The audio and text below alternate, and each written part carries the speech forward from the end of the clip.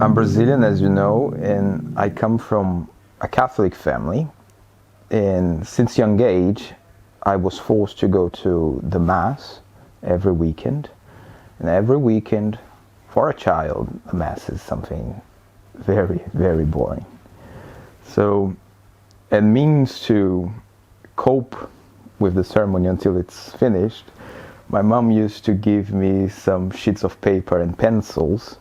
So I would be mesmerized by the art you would find in the ceilings and on the walls and this kind of stuff. So until the Mass is over, instead of being bothering her, I would be trying to copy and making my own compositions in reference to the things that I would see on the church walls.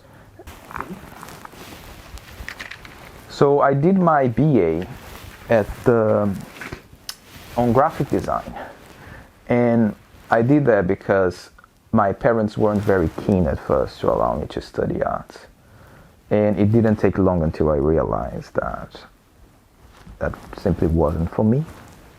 So once I finally graduated, I decided to study art. So I enrolled at the MA Painting at Wimbledon College of Art.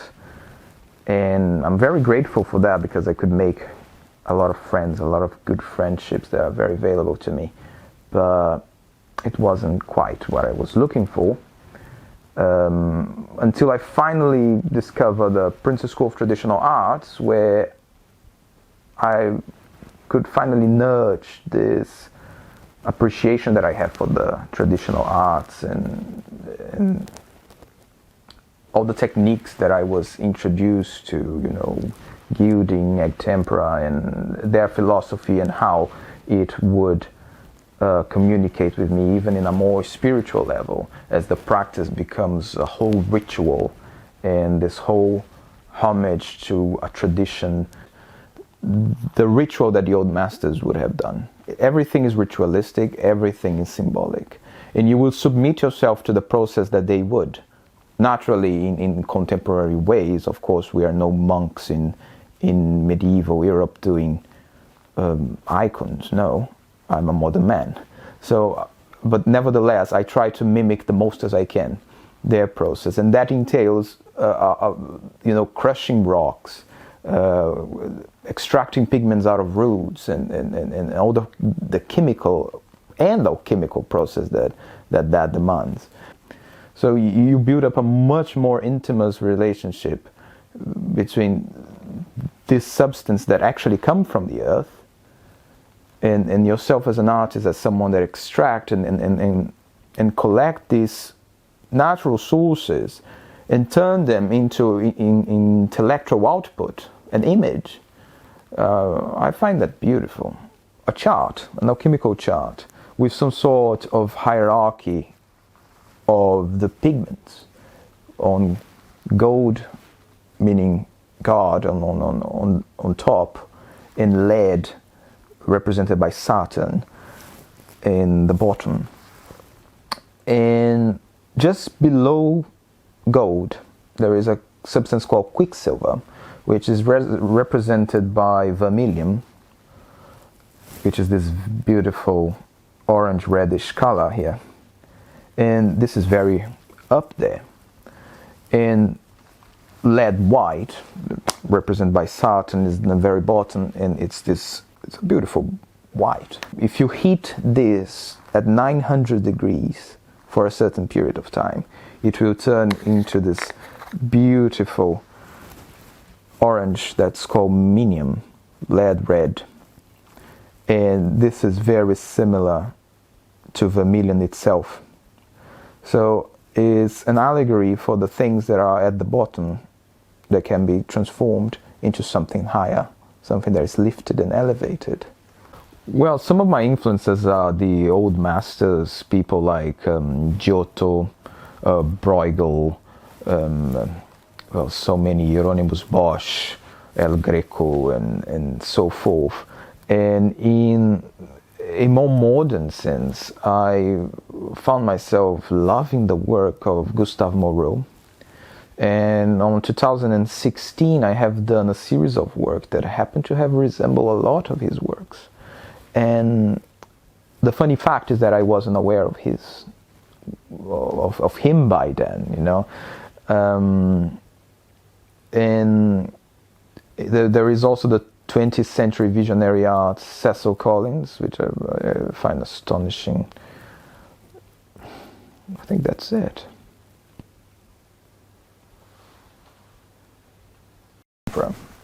So here I have some malachite.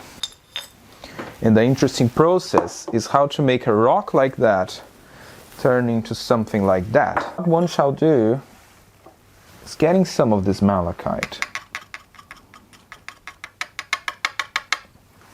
water in there, just to make it sure.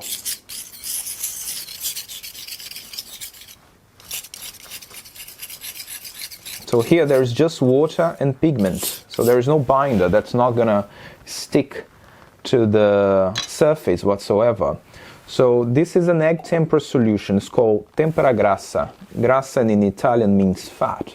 So this is egg tempera, which is basically the egg of the yolk with some vinegar, added some linseed oil, and you add what you would judge as an equal amount, so equal parts of one substance to the other. And this is called bulla. You do that to turn the pigment very, very fine.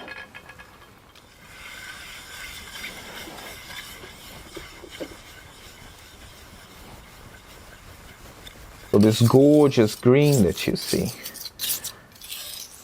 this is a malachite that was collected from a very rock and turned through the process into pigment, green pigment.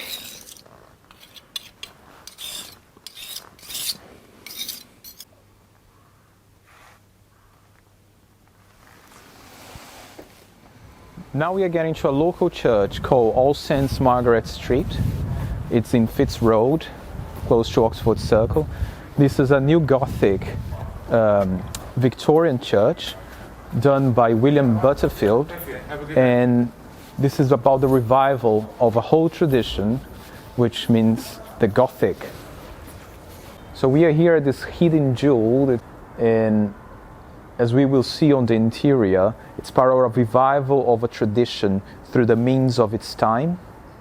So we all see the revival of the Gothic through the means that the Victorians were capable of reproducing. And I think that's a very good parallel to the practice of a contemporary artist that looks back to the tradition of paint.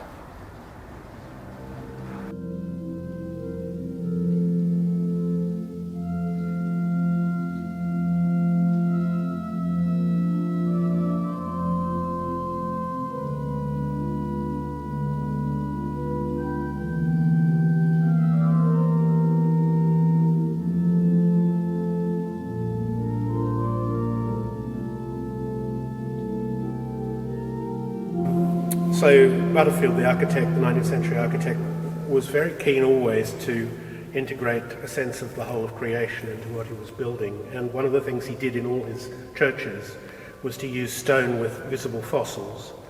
And an art historian who was here a couple of years ago pointed out to me that as the steps get closer to the altar, the fossils become more numerous and closer together. And this is in context of the period mid-19th century, Darwin, evolution, and their understanding of the creation being changed to incorporate scientific discovery, which Butterfield and the Church of England on the whole were in agreement with. There's an article in the New Statesman this week, about Derrida and post-structuralism, and asking whether, it's an interesting thought, whether this kind of throwing away of objective meaning feeds into the political narrative of fake news and Absolutely, the yeah. ability to have a truth. We usually find the shapes of, it's called the vesica, is the very between two circles. In between two circles you have that very shape in which Christ is depicted on there. And that brings the union of the spiritual realm to the earthly realm, to this realm of symbolism and how art manifests it through it. You know, all the materials in which we make paint, which we make art, they are available from this world, but they actually make allusion for things that are not naturally from here. They are of intellectual and spiritual nature. Simon Schama. Thank you. You're most welcome. Thank you very much, Matt. Okay. Well, be in touch. Drawing the lines. Thanks, yes. Because it gives me a bit of height, you know, for the brush. I just want to say a few words about Gabriel's work. And what I've observed, I've seen his earlier work before he came to the school. And he is now focusing on, in that sort of austere world of icon painting. And he's learning a tremendous amount about technique and that way of representing things. I had a vision of him as a caged tiger because he has such a natural way of painting. His work is emotional, it's visionary, his own work. And now he's come and, in a way humbly, followed in the footsteps of that austere icon tradition, and he's working in that way. And in a way it's a great expansion from him, because you know he has his natural world that he comes from with all that energy and imagination, and now he's focusing in this other world and he's learning. But I'm so looking forward to see the result of, it's sort of a marriage of two worlds that are happening at the moment. My teacher used to say, okay, we work with two hands in drawing, and because the right hand can think it's the clever dick, it thinks it knows everything. Start using this hand. This hand is like, has an innocence about it. But eventually, so we work with this hand as well, and do conversations. But eventually we come home to the right hand. So in a way, I think Gabriel will come home. He's gone into the austere world, and then he'll return to his own natural world, greatly enriched, like with the drawing. The right hand now has the knowledge of the left in it. It has that sensitivity, because he's always going to be devoted to this work.